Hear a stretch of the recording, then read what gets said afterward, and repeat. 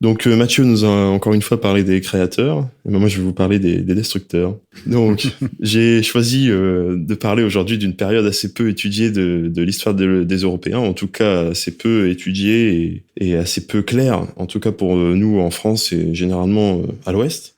Pourtant, c'est un univers et en général un monde qui a vraiment tout pour plaire au public moderne. Il y a de la tuerie, du pillage, de la baston à gogo, l'irrévérence, l'honneur.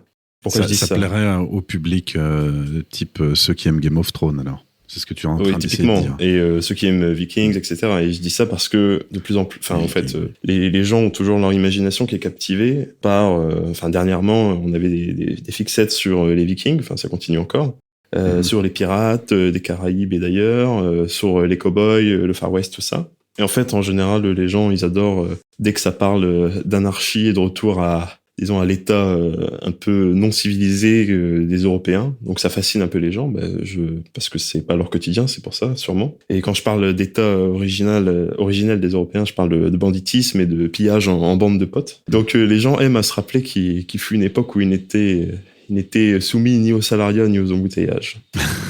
Donc c'est une histoire à base de moustaches, d'alcool, de poudre noire et de viande crue. J'ai choisi de vous parler du véritable Far East, le Wild East, c'est l'épopée des Cosaques.